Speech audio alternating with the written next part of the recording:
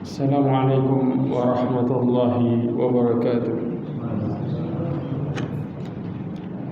Innal hamdalillah nahmaduhu wa nasta'inuhu wa nastaghfiruhu wa nastahdihi wa na'udzu billahi min shururi anfusina wa min sayyiati a'malina. Man yahdihillahu fahuwal muhtadi wa man yudlil falan tajida lahu waliyyan mursyida. Asyhadu an la ilaha illallah wahdahu la syarika lah wa asyhadu anna Muhammadan abduhu wa rasuluh. Ballagha risalah wa adda al-amanah wa nasaha al-ummah wa tarakaha ala mahajjatil bayda lailuha kanahariha la yazihu anha illa halik. Amma ba'd. Ma'asyiral mu'minin rahimani wa rahimakumullah jami'an. Alhamdulillah, kita bersyukur kepada Allah Subhanahu wa ta'ala dengan segala nikmatnya, terutama nikmat hidayah, yang dengannya setiap manusia berbahagia, bahkan mereka berbahagia dengan keluarganya, dengan hidayah dari Allah Subhanahu wa ta'ala. Karena ingat, kerugian yang sebenarnya, kerugian yang begitu besar, Allah Subhanahu wa ta'ala berfirman, "Qul innal khasirina alladziina khasiru anfusahum wa ahlihim yaumal qiyamah ala dzalika huwal khusranul mubin." Allah Subhanahu wa ta'ala berfirman, katakanlah sesungguhnya kerugian adalah orang-orang yang merugi dirinya dan keluarganya di hari kiamat. Kemudian Allah mengatakan ala dzalika huwa khusranul mubin. Bukankah itu merupakan, dan ingatlah yang demikian itu merupakan kerugian yang nyata. Ma'asyiral mu'minin rahimani wa rahimakumullah. Salawat serta kepada Nabi Muhammad sallallahu alaihi wasallam. Kerugian yang nyata. Kenapa? Karena di saat itu manusia bermusuhan dengan bermusuhan sebenarnya. Bahkan mereka saling melaknat. Mereka saling mencaci satu dengan yang lainnya, saling menyalahkan. Dan hanya orang-orang yang beriman beserta keluarganya, mereka lah yang beruntung. Sebagaimana Allah Subhanahu wa ta'ala berfirman di dalam surat At-Tur ayat 21. Allah berfirman, "Walladzina amanu wattaba'athum dzurriyyatuhum biiman." Orang-orang yang beriman dan mereka diikuti dengan keturunan mereka dengan keimanan. Alhaqna bihim dzurriyyatahum ma aladnahum min amalihim min syai'. Maka kemudian Allah berfirman, kami akan ikutkan mereka. Dengan apa? Hubungkan mereka dengan anak cucu mereka, dan kami tiada mengurangi sedikit pun pahala mereka. Di sini dijelaskan, kalau seandainya orang tua saleh dalam posisi di surga tertentu di atas, maka keturunannya diikutkan bersama orang tuanya yang tinggi mulianya derajatnya, tanpa mengurangi derajat mereka sama sekali. Subhanallah. Lihat, tapi ketika mereka kemudian bermusuhan, Allah Subhanahu wa ta'ala berfirman bagaimana kenyataan sifat asli sebenarnya. Allah mengatakan di dalam surat Al-A'raf ayat 38, Allah berfirman, qala dukhulu fi umamin qad khalat min qablikum minal jinni wal insi fin nar kullama dakhalat ummatun la'anat ukhtaha hatta idza daraku fiha jami'a qalat ukhrahum liulahum rabbana haula'i adalluna fa'atihim 'adaban dhi'fan minan nar qala likulli dhi'fun walakin la ta'lamun. Allah mengatakan ketika mereka masuk ke dalam neraka bersama umat-umat sebelumnya dari jin dan manusia, kullama dakhalat ummatul la'anat ukhtaha, setiap umat masuk mereka melaknat saudaranya. Maka hatta idza daraku fiha jami'a, sampai kemudian mereka masuk semuanya. Ya. Apa yang terjadi? Qalat ukhrahum, yang masuk terakhir mengatakan kepada yang masuk pertama. Berarti siapa? Si anak, saudara yang terakhir ngomong sama yang masuk duluan. Apa kata mereka? Kata mereka, Rabbana haula'i adalluna. Ya Allah, yang nisatin kami itu mereka tuh. Anak bisa ngomong ke nunjuk ke orang tuanya, tuh yang nisatin saya. Maka mereka berdoa, fa'atihim adzabam di'fam minan nar. Kasih 2 kali lipat adabnya dari saya. Kenapa? Itu yang nyesatin katanya. Bayang enggak? Ini sifat asli. Ya, karena adab yang dia diberi. Orang kalau kepepet, siapapun kadang-kadang dia egois, muncul egoisnya. Udah, yang lainnya hancur gak masalah, yang penting saya selamat. Itu terjadi. Bahkan di dunia berapa banyak orang-orang yang zalim, yang mereka mengatakan yang penting saya bahagia, yang lainnya bodoh amat. Udah jelas di dunia terjadi seperti itu. Apalagi di akhirat, yang kemudian seorang anak mengatakan saya cinta sama orang tua. Itu hanya di dunia. Begitu di akhirat, kecintaan mereka terhadap harta, orang tua menyelamatkan anaknya perkara dunia, tapi tidak dengan akhirat, maka mereka akan mendapatkan laknat atas keluarga mereka. Mereka dilaknat oleh keluarganya sendiri. Bahkan mereka didoain oleh keluarganya sendiri dengan doa laknat supaya Allah memberikan 2 kali lipat. Karena kecintaan yang sebenarnya bukan kecintaan penyelamatan seseorang terhadap dunia orang lain. Bukan seorang bapak menjamin di dunianya. Dunia perlu, tapi bukan yang pertama. Ingat, dunia butuh, tapi bukan tujuan utama.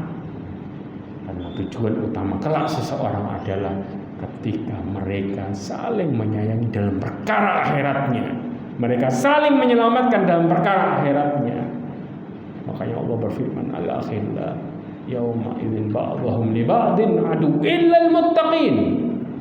Keluarga satu dengan yang lainnya saling bermusuhan kecuali yang bertakwa.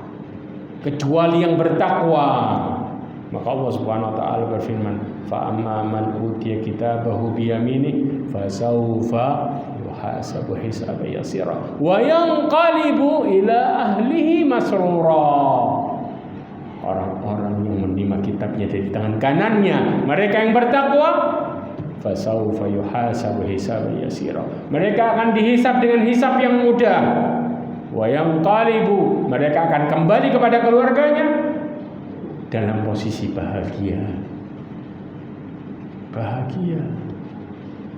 Subhanallah, bahkan mencari mana keluargaku yang di neraka, diangkat. Mereka yang bertakwa, yang peduli. Bahkan perkara ini sudah ditanamkan kepada anaknya Luqmanul Hakim, kepada oleh bapaknya sendiri, dikatakan di dalam surat Luqman ayat 17, ya bunayya aqimis shalah wa'mur bil ma'ruf wanha 'anil munkar wasbir 'ala ma asabak inna dzalika min azmil umur. Kata Luqman menasihati anaknya, setelah menasihati tentang Allah, setelah menasihati tentang berbakti kepada orang tua, setelah menasihati tentang amal, Allah akan mendatangkan amal sekecil apapun itu. Maka kemudian dikatakan, wahai anakku, tunaikan sholat, serulah kepada kebaikan, dan jauhilah kemungkaran, dan bersabarlah terhadap apa yang menimpa. Subhanallah, lihat orang-orang yang peduli dari kecil. Seorang anak ditanamkan untuk peduli dengan sekitarnya. Jangan selamatkan dirimu sendiri. Di samping-sampingmu ada orang-orang yang menunggu nasihat. Di samping-sampingmu ada orang yang butuh ditolong dengan sebenarnya. Kalau engkau cinta dengan sekitarmu, maka nasihati mereka karena Allah. Maka dikatakan wa'mur bil ma'ruf. Bukan hanya sekedar amal salat, iya, masing-masing kita. Tapi ingat, wa'mur bil ma'ruf wanha 'anil munkar. Ini cinta yang sebenarnya, yang nanti ketemu bakal bahagia. Ketika tidak ada ini, kita akan saling bermusuhan. Tapi Allah juga mengingatkan, wasbir ala ma asabak. Kenapa? Sebuah keharusan seseorang bersabar, karena di jalan Allah seseorang akan menemui rintangan, dan itu pasti siapapun dia. Kenapa? Bersabar, minta sama Allah, diberikan kesabaran, minta. Ya. Sampai Allah mengatakan, inna dzalika min azmil umur. Itu perkara yang sudah menjadi sebuah kewajiban. Seorang harus bersabar. Lazim. Tanpa kesabaran tidak akan bisa kita bicara istiqomah. Mustahil. Maka dalam surat Al-Asr disebutkan yang terakhir, wa tawassaw bis sabr, karena itu kunci untuk bertahan dalam ketaatan. Siapapun mereka harus bersabar. Makanya Rasulullah SAW mengatakan apa? Kata Rasulullah, laisa ata'an, perhatikan ini, tidak ada pemberian khairan wa ausa minas sabr, yang lebih baik dan yang lebih luas dari kesabaran. Maka sabaran merupakan pemberian. Siapa yang memberikan? Allah Subhanahu wa taala. Kalau kita nggak minta solusi kesabaran, dari mana kita bisa tahan? Dari mana kita bisa istiqomah? Dari mana kita bisa menjalankan hidayah itu dengan baik? Gak akan pernah. Ma'asyiral min rahimani wa rahimakumullah. Mudah-mudahan kita bisa menjalankan kehidupan dengan baik dengan kondisi-kondisi yang seperti ini. Kita lanjutkan lagi perkataan Ibnu Qayyim al-Jauzi menjelaskan, ada orang-orang yang subhanallah, mereka tidak sadar dengan apa yang dilakukannya dari kesalahannya. Makanya dicontohkan di dalam hadis Rasulullah SAW. Perhatikan, Rasulullah dikatakan, qad qala Abu Umamah ibn Sahli ibn Hunayf. Abu Umamah mengatakan, dakhaltu ana wa Urwah ibn Zubair ala Aisyah radhiyallahu anha faqalat, aku masuk bersama Abdullah bin Zubair ke tempatnya Aisyah. Kemudian Aisyah bercerita, lau ra'aitu ma Rasulullah sallallahu alaihi wasallam fi maradin lahu wa kanat indi sittatu dananir. Kalau engkau melihat Rasulullah SAW dalam posisi sakit, ya, sesungguhnya dia memberikan kepadaku berapa? 6 dinar au sab'atun, atau 7. Jadi Aisyah mengatakan antara 6 sampai 7 dinar. Ya. Fa'amarani Rasulullah sallallahu alaihi wasallam an ufarriqaha. Aku disuruh sama Rasulullah untuk apa? Ufarriqah di sini artinya apa? Bagi. Ya, membagi. Kemudian setelah itu fasyaghalani wajh Rasulullah sallallahu alaihi wasallam hatta afahu Allah. Maka aku pun disibukkan oleh sakitnya Rasulullah, merawat sampai Allah menyembuhkannya. Kemudian apa? Thumma sa'alani anha faqala ma fa'alti. Kemudian aku ditanya tentang uang tadi itu. Apa yang kau sudah lakukan? Sudah dibagi belum? Apa jawab Aisyah? Dikatakan akunti farraqati sittata dananir. Apakah engkau sudah membagi-bagi itu uang 6 dinar? Ya, dinar ini apa? Dari emas. Ya, uangnya besar. Fakultu la wallahi laqad syaghalani waja'uka. Aku belum membaginya. Kenapa? Aku disibukkan oleh sakitmu. Aku merawatmu. Qalat fada'a biha. Maka kemudian Rasulullah menyuruh mengambil itu uang. Kemudian apa? Fawada'aha fi kaffihi. Maka menyuruhnya untuk naruh di tangannya. Rasulullah ini subhanallah suka ngasih permisalan, taruh nih.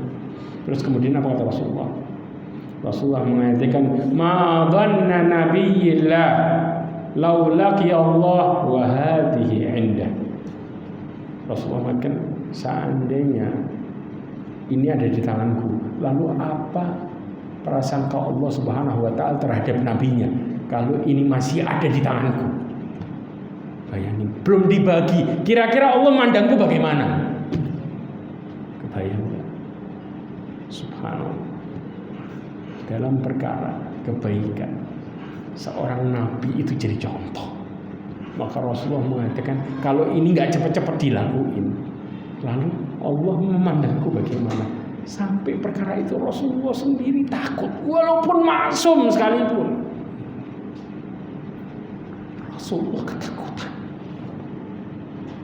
Kita kadang-kadang maksum bukan, panutan bukan, tapi masih merasa aman sama dosa, masih merasa aman terhadap kesalahan kita, seakan-akan itu perkara sepele. Rasulullah menasihati istrinya untuk cepat bagi, belum dibagi Rasulullah mengatakan kira-kira nanti Allah mandangku bagaimana. Padahal ketakutan Rasulullah begitu banyak, tapi dalam satu hal sekalipun Rasulullah ketakutan. Ya. Ini. Kemudian bahkan dikatakan di lafaz yang lain, ma dhannu Muhammadin bi rabbih law laqiya Allah wa hadhihi indah. Apa yang Allah akan pandang kepadaku kalau aku bertemu dengan Allah dan ini masih ada di tanganku? Subhanallah. Ini ketaatan ya ikhwan. Rasa takutmu menjadikan dirimu selamat. Rasa takut hidup kita sama Allah menyelamatkan kita dari murka Allah Subhanahu wa ta'ala. Maka beruntung orang-orang yang dihinggapi rasa takut dalam berbagai hal sekecil apapun. Karena dari situlah Allah akan memberikan petunjuk dan melindungi hamba-Nya. Tapi kalau kita dengan rasa takut itu kita nggak mau, kita mengatakan kenapa hidup ini harus seperti itu. Lalu dari mana kita akan merasa aman dari adab Allah Subhanahu wa ta'ala dan kemaksiatan yang kita lakukan? Terkadang kita melihat amal kita belum tentu baik. Kita melihat amal soleh kita belum tentu ikhlas. Tapi dari rasa takut itu Allah menjaga hamba. Makanya kemudian Ibnu Qayyim al-Jauzi mengatakan, Fayallahi ma dhannu ashabil kabair wa dhalamati billah idza laqu wa ma dhalimul ibad indahum. Demi Allah, kata Ibnu Qayyim al-Jauzi, apa yang disangka orang-orang pelaku dosa besar dan orang-orang yang melakukan kezaliman dengan Allah Subhanahu wa ta'ala ketika mereka bertemu dengan Allah dan kezaliman di tangannya, fa in kana yanfa'uhum qawluhum hasanan dhanuna bika. Kalau perkataan mereka manfaat, mereka meyakini kami selalu berprasangka sama Allah dengan baik, ya. Sedangkan kemaksiatan mereka selalu lakukan. Kami berprasangka sama Allah baik, Allah nggak bakal hukum kami. Kemudian, innaka lan tu'adziba zaliman wala fasiqan. Kenapa? Allah nggak bakal mengadab orang zalim dan orang fasik. Allah kan tahu. Falyasna'il 'abd ma syaa, falyasna'il 'abd ma syaa. Maka setiap orang selama dia berprasangka baik, berapa banyak orang-orang mengatakan yang penting hatinya baik. Sampai mereka mengatakan selama hatinya baik lakukan terserah. Allah sesuai dengan hatinya. Na'udzubillah. Dan ini dibahas oleh Ibnu Qayyim al-Jauzi. Bahkan juga mengatakan wal yartaqib kullu ma nahallahu an. Dan hendaklah setiap orang melakukan dosa, tidak ada masalah. Yang penting hatinya baik. Lihat, apakah ini pantas? Bahkan wal yuhsinu dhannahu billah fa innan nar la tamassuh. Dikatakan hendaklah setiap orang yang penting mereka berbaik sangka sama Allah. Allah nggak bakal membuat mereka masuk neraka. Neraka nggak bakal membakar mereka. Lihat cepatnya. Fa subhanallah ma yablughul ghurur bil 'abd. Maha suci Allah, betapa mengerikannya orang-orang yang tertipu dengan perkara ini. Waqad qala Ibrahim liqaumihi Nabi Ibrahim mengatakan kepada kaumnya, aifkan alihatan dunallahi turiduna fama dhannukum birabbil alamin.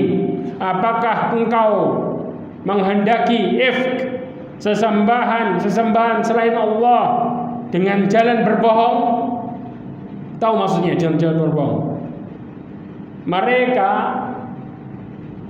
menyembah kepada selain Allah Subhanahu wa taala, namun mereka meyakini itu merupakan sebuah kebaikan. Ini yang dimaksud apa? Dengan cara berbohong. Kemudian apa? Maka apa anggapanmu terhadap Allah, Tuhan semesta alam? Engkau anggap apa ibadah ini? Hidupmu engkau anggap apa? Ketika seseorang mengatakan apa? Yang penting hatinya baik. Lalu buat apa Allah memerintahkan sesuatu dan melarang sesuatu? Apakah kemudian itu hanya penghias hidup aja?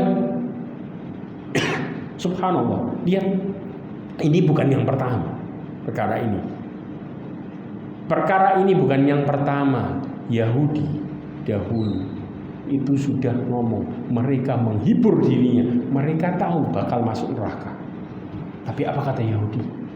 Orang-orang Yahudi mengatakan, wa qalu lan tamassana an-naru illa ayyaman ma'dudat.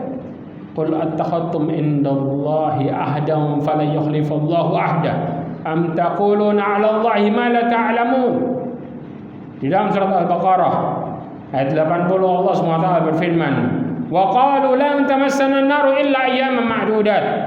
Mereka mengatakan, kaum Yahudi, sekali-kali kami tidak akan pernah disentuh oleh api, ketika kami tidak akan pernah masuk neraka kecuali hari-hari tertentu, hari-hari yang sedikit.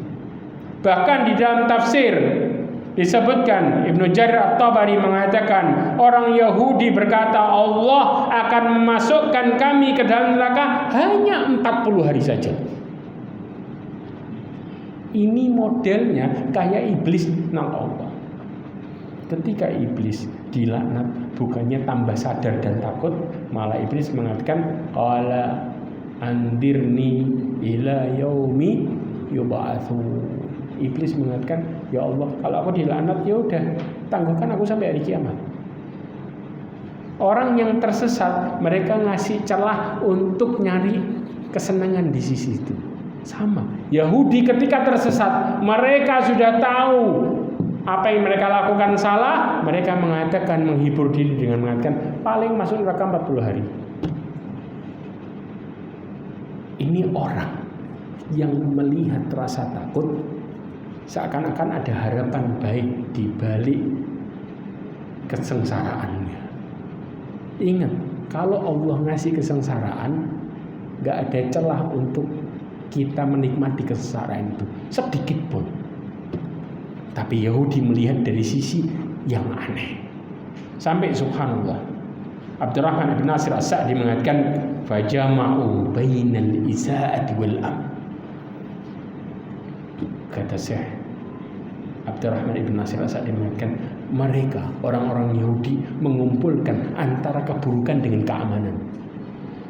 Keburukan dengan keamanan, seakan-akan jadi satu. Sedangkan Allah mengatakan di dalam hadis qudsi, Allah mengatakan, la ajma'u ala abdi amnain wala khawfain.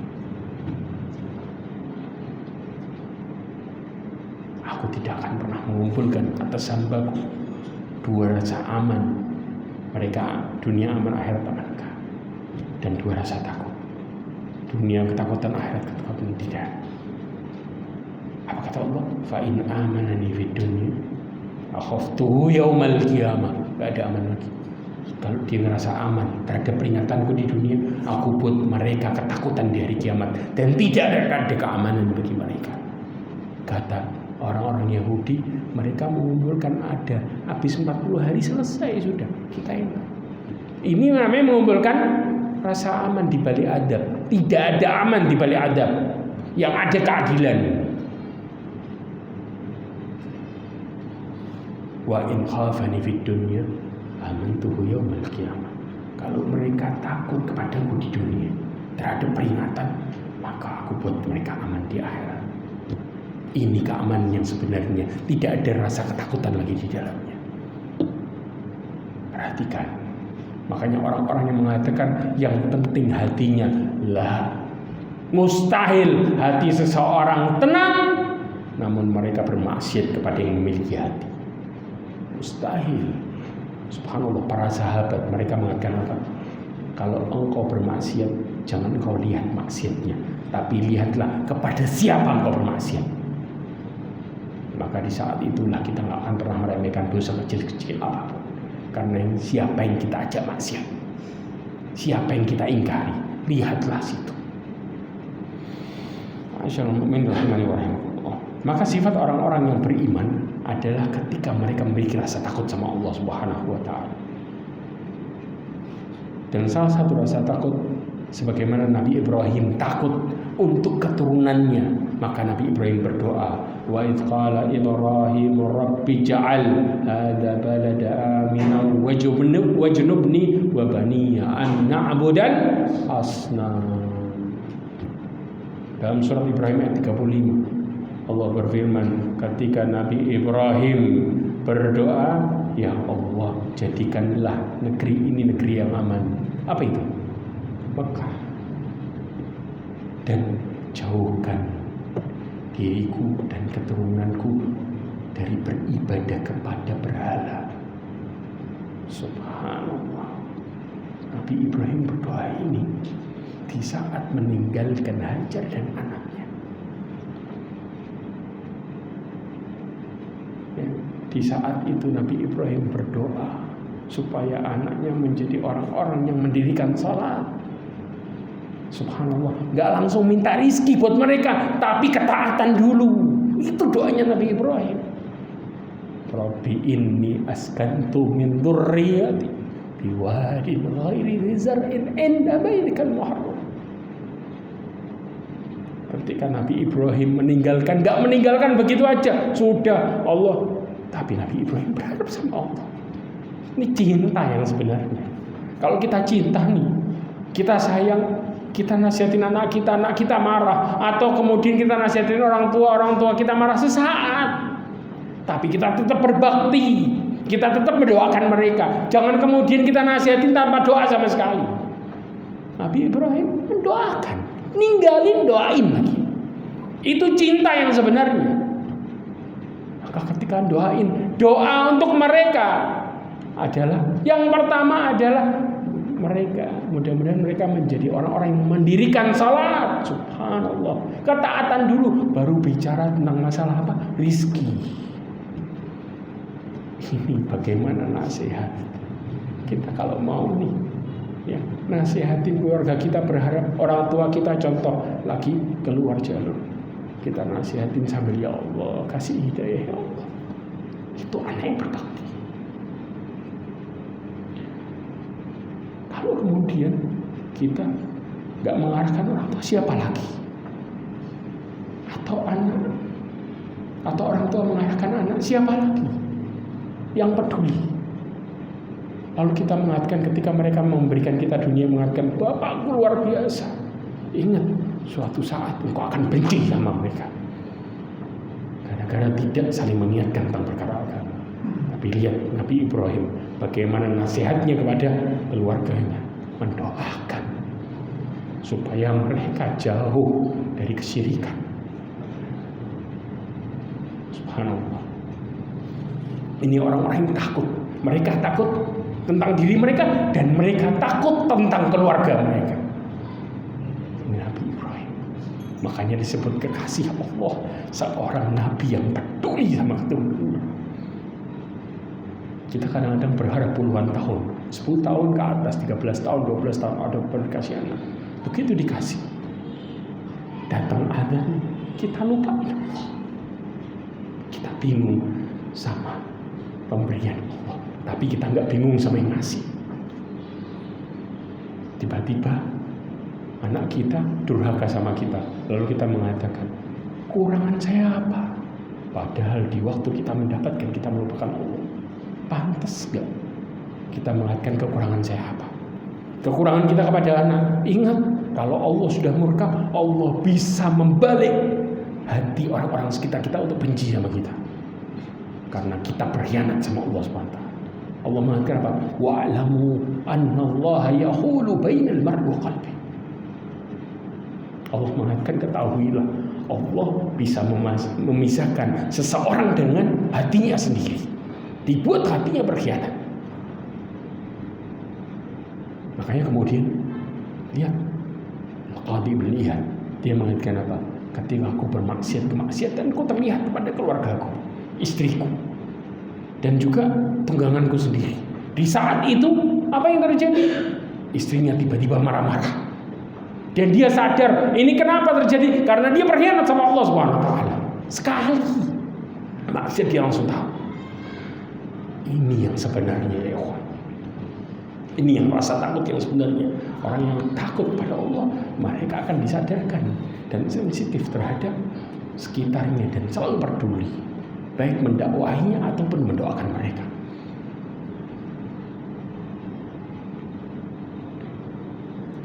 Ma'asyiral mu'minin rahimani wa rahimakumullah.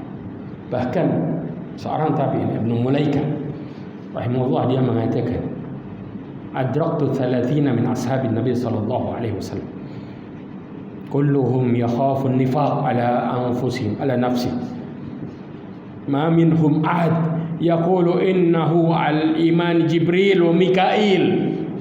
Subhanallah. Sahabat, siapa yang enggak tahu sahabat ketika Rasulullah SAW mengatakan, kalau seandainya kalian berinfak, la tasubbu ashabi, jangan kalian menghina sahabatku. Kalau seandainya kalian berinfak satu gunung Uhud emas, maka tidak akan pernah menyaingi infaknya sahabatku satu genggam wala nasifah atau separuhnya. Rasulullah merekomendasikan ini, tapi sikap sahabat, kata Ibnu Mulaikah mengatakan, aku menemui 30 sahabat, semuanya takut kalau dirinya jadi orang munafik, dan tidak ada satupun di antara mereka mengatakan sesungguhnya mereka keimanannya kayak malaikat Jibril dan Mikail. Gak ada satupun. Subhanallah. Kadang-kadang kita udah sholat 5 waktu di masjid, kita mulai insya Allah masuk surga.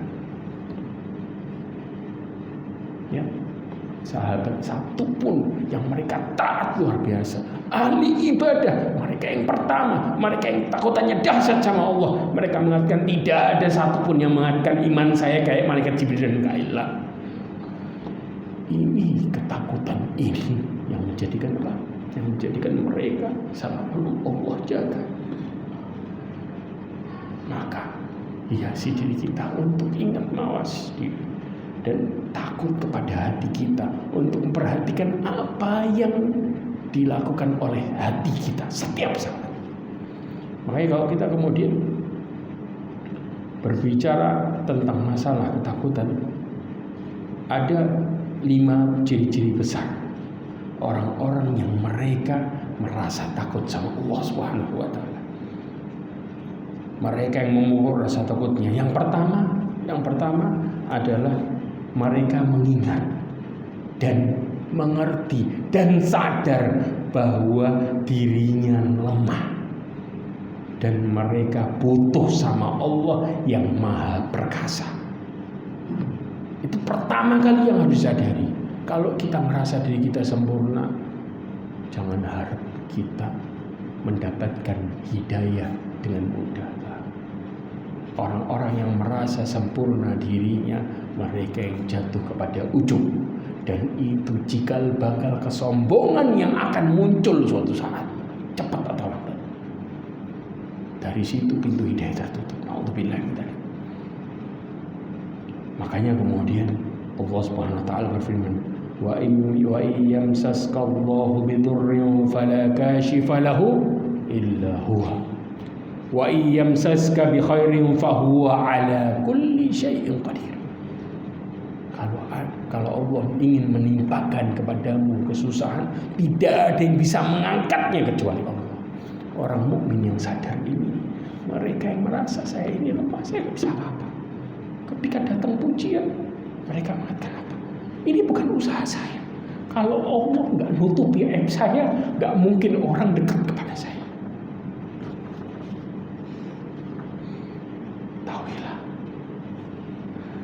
Orang lihat kita baik, pada dasarnya Allah lagi nutupi aib kita. Tapi kalau Allah buka aib kita, wallahi orang mau duduk kemudian dengerin omongan kita mustahil. Tapi karena aib kita ditutup sama Allah, ini yang menjadikan kemudian orang lihat kita baik. Makanya ingat, kalau Allah mau menimpakan kita, gak ada yang bisa berbuat apa-apa. Tapi kalau Allah ingin memberikan kebaikan kepada kita, Allah Maha Mampu. Kita ini lemah, kita bukan siapa-siapa. Sekaya apapun kita, itu cuma titipan, bukan mutlak hak milik. Kalau Allah mau ngambil, tidak ada yang bisa nahan satupun. Perkara yang kedua, bubuk di balik rasa takut itu rasa cinta kita sama Allah Subhanahu wa Ta'ala. Karena ingat, dari rasa takut Allah memberikan kita ketenangan. Maka di balik itu Allah Subhanahu wa Ta'ala akan memberikan kita cinta yang luar biasa. Kita merasa nyaman dan tenang. Makanya Rasulullah SAW mengatakan, akthiru dzikra haddamil laddat, perbanyaklah mengingat kematian. Fa inda qarahu fi dhikin wasah. Kalau seseorang mengingat kematian dalam posisi sempit, lagi kena masalah, maka setelah itu Allah akan meluaskan hatinya. Ketika dia merasa punya Allah, maka hatinya tenang. Wa inda qarahu fi sa'atin dayaq. Kalau kemudian dia lagi senang mikir itu, langsung diingetin, maka hatinya jadi sempit dan takut sama Allah. Subhanallah. Ini menimbulkan rasa cinta ya Allah. Makanya kemudian Rasulullah SAW mengatakan di dalam hadisnya, Rasulullah menjelaskan doanya Nabi Dawud dengan mengatakan, Allahumma inni as'aluka hubbak wa hubba man yuhibbuk wa amal ladhi yablughuni hubbak. Allahumma ja'al hubbaka ahabba ilayya min nafsi wa ahli wa min al-ma' al-barad. Subhanallah. Dikatakan doanya Nabi Daud, ya Allah, aku meminta kepadamu cintamu dan cinta orang-orang yang mencintaimu. Aku minta kepadamu amalan yang menyampaikan kepada cintamu. Ya Allah, jadikanlah cintaku kepadamu lebih daripada diriku sendiri dan keluargaku, dan bahkan cinta kepadamu lebih daripada air yang dingin. Artinya apapun yang dia inginkan dan cintai, cintanya kepada Allah lebih besar. Ini doanya Nabi Daud. Di sini diriwayatkan oleh Tirmidzi dan dihasankan.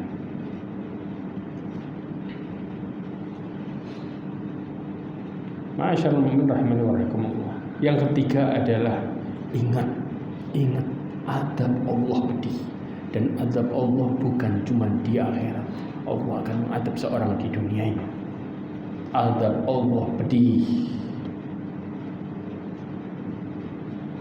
Allah Subhanahu wa Ta'ala berfirman dalam surat An-Nur ayat 63, "Falyahdharil ladzina yukhalifuna an amrihi an tusibahum fitnatun aw yusibahum adabun alim." Maka hendaklah orang-orang yang menyalahi perintah Allah, perintah Rasulnya, takut akan ditimpa cobaan atau ditimpa adab yang pedih. Dalam perkara ini, ingat di dalam surat Al-Anfal ayat 48, orang-orang yang mereka ada yang tidak muncul rasa takutnya tentang adab. Kenapa? Karena setan menghiasi amalnya. Allah Subhanahu wa Ta'ala berfirman dalam surat Al-Anfal ayat 48, "Wa idza zayyana lahumus syaitanu a'malahum." Ketika setan menghiasi amal mereka dengan mengatakan, "Wa qala la ghaliba lakumul yawma minan nas wa inni jarul lakum." Setan mengatakan hari ini enggak mungkin mereka mengalahkan kalian. Wa inni jarul lakum, sesungguhnya aku adalah pelindung kalian. Ada orang, kenapa? Dikatakan di dalam tafsir As-Sa'di disebutkan, ketika setan berwujud manusia di saat itu, dia berwujud Suraqah ibn Malik Al-Juthum Al-Mudliji dari Bani Mudlij. Mereka mengatakan kepada orang-orang kafir di saat itu, jangan takut. Kenapa? Senjata kalian lengkap, tunggangan kalian lengkap semua, dan kalian lebih banyak. Kemudian setan mengatakan, tenang, aku ini pelindung kalian. Kemudian maka mereka pun dengan tenangnya dalam posisi sombong dan berkeyakinan bakal menang. Kemudian tatkala kedua pasukan saling bertemu dan pasukan muslim dan kafir, tiba-tiba muncullah malaikat Jibril beserta pasukannya. Maka setan pun berbalik ke belakang seraya berkata kepada orang-orang yang ia tipu, sungguh saya berlepas diri dari kalian. Tahu yang dilawan ada malaikat di situ. Lihat ini, kadang-kadang kita dikatakan amalmu itu luar biasa, besar, engkau istiqomah, masa nggak mungkin Allah masukkan ke dalam neraka. Dari situ kita mulai bangga, kita mulai lupa yang ngasih petunjuk siapa. Kalau nggak karena petunjuk Allah, nggak mungkin kita bisa datang ke tempat ini, mustahil. Berapa banyak orang-orang di luar mengaku Islam, tapi mereka nggak punya kesempatan untuk duduk sama sekali. Kenapa? Dengan berbagai macam alasan. Kenapa? Allah belum memberikan petunjuk. Kalau Allah memberikan petunjuk, subhanallah, alasan-alasan yang mereka pikirkan semuanya sirna dan hilang, dan mereka mengatakan, kenapa saya dari dulu tidak melakukan hal ini? Maka beruntung, harusnya kita semakin bersyukur sama Allah. Allah ngasih kesempatan dalam hidup kita di saat kebanyakan orang lupa sama Allah. Lalu kita bisa duduk dengan mengatakan, kadang-kadang ketika kita mulai menikmati, kenapa kok nggak dari dulu? Ya, inilah hidayah ya. Yang keempat, jangan merasa aman terhadap diri. Allah berfirman di dalam surat Al-A'raf ayat 99, afa aminu makrallah fala ya'manu makrallah illa al-qaumul khasirun. Apakah mereka merasa aman dari makar Allah? Tidak ada yang merasa aman dari makar Allah kecuali orang-orang yang merugi. Maka Rasulullah SAW sering berdoa, ya muqallibal qulub tsabbit qalbi ala dinik. Rasulullah sering berdoa. Kenapa? Karena Rasulullah sendiri ketakutan. Bahkan Abdullah bin Mas'ud radhiyallahu anhu mengatakan, seorang mukmin mereka melihat dosanya ka'annahu qa'idan tahta jabal, riwayat Bukhari. Dia melihat dosanya, kesalahannya, seakan-akan dia duduk di bawah gunung, ya khaufu yaqa' alaih, takut gunungnya longsor. Sekecil apapun dosanya, bahkan dahulu para sahabat mengatakan, kami melakukan dosa kecil seakan-akan kami sudah melakukan dosa besar karena rasa takut kami. Subhanallah, ini yang terjadi. Sedangkan wa ammal fajir, mereka melihat dosanya ka'annahu tubab yamurru ala anfi, lalat yang lewat di depan hidungnya. Sebesar apapun mereka buat dosanya kecil, mengatakan gampang. Rasa aman kita mengatakan gampang, Allah Maha Pengampun, gampang. Rasa aman kita terhadap dosa itu yang menjerumuskan kita untuk selalu melakukan dosa demi dosa. Dan yang terakhir, ingat ya akhwat, kita boleh takut, tapi kita tidak boleh putus asa. Iblis membangkang sama Allah bukan karena iblis berani, iblis ketakutan, tapi di balik ketakutannya muncul rasa putus asa. Keputusasaannya, maka iblis mengatakan, kalau begitu, kenapa? Karena iblis seakan-akan merasa tidak ada jalan lagi. Saya sudah dibuat laknat, selesai. Kalau begitu, tangguhkan aku sampai hari kiamat. Di dalam tafsir disebutkan iblis berputus asa dalam tafsir Ibnu Katsir. Karena putus asanya, maka iblis mengatakan itu. Maka kita harusnya sebagai orang mukmin kemudian tidak mengatakan, tidak ada celah kebaikan sedikit pun di dalam diriku, tidak. Tapi kembalilah kepada Allah Subhanahu wa taala. Allah berfirman kepada di dalam surat Yusuf ayat 87. Allah berfirman, "Ya bunayya idhabu fatahassasu min Yusufa wa akhihi wa la tay'asu min rauhillah innahu la ya'asu min rauhillah illa al-qaumul kafirun." Ketika Nabi Yakub mengatakan kepada anak-anaknya, "Wahai anakku, fatahassasu, carilah berita tentang Nabi Yusuf dan saudaranya, dan janganlah kalian putus asa dari rahmat Allah." Jangan kalian putus asa dari rahmat Allah. Sesungguhnya orang-orang yang berputus asa dari rahmat Allah adalah orang-orang yang kafir. Tidak ada yang berputus asa dari rahmat Allah kecuali orang-orang kafir. Kemudian Allah Subhanahu wa taala juga berfirman, Allah mengatakan, "Ya ibadiyalladzina asrafu ala anfusihim la taqnatu min rahmatillah innallaha yaghfiru dzunuba jami'an." Allah manggil kita, tidak ada kata terlambat ya, tidak ada. Allah mengatakan, "Wahai hamba-hambaku," kata Allah. Kenapa? Jangan kalian berputus asa dari rahmat Allah. Sesungguhnya Allah mengampuni seluruh dosa. Allah nyuruh kita untuk balik. Ayo balik. Subhanallah. Kita salah sama manusia, salah besar sekalipun, jangankan besar, kecil masih diingat-ingat. Kita salah sama Allah, Allah mengangkat, ayo balik. Tapi kita masih menyepelekan. Allah yang kasih kita rezeki, Allah yang kasih kita nikmat, Allah kasih kita hidayah, Allah kasih segala sesuatu kehidupan kita. Ketika kita keluar dari jalur sudah jauh, Allah mengatakan, "Wahai hamba-hambaku, balik. Jangan putus asa dari rahmat Allah. Sesungguhnya Allah mengampuni seluruh dosa." Ingat ini. Maka tidak ada kata terlambat. Allah masih memberikan kita kesempatan untuk taat. Tidak ada yang tahu ajal, maka persiapkan ajal. Karena Rasulullah mengatakan dalam hadisnya, "Al-kaisu man dana nafsahu wa amila lima badan." Dalam hadis Rasulullah dikatakan, orang yang cerdas mereka yang merendahkan, yang menahan dirinya tentang dunia, menahan dirinya, dan mereka yang mengamalkan kehidupannya untuk mempersiapkan kematiannya. Mudah-mudahan dengan semua ini Allah Subhanahu wa taala memupuk rasa takut kita, memberikan rasa cintanya kepada Allah Subhanahu wa taala, memberikan kita istiqamah dan menutup hidup kita semua dengan husnul khatimah. Subhanallahumma wa bihamdika asyhadu an la ilaha illa anta astaghfiruka wa atubu ilaik. Wassalamualaikum warahmatullahi wabarakatuh.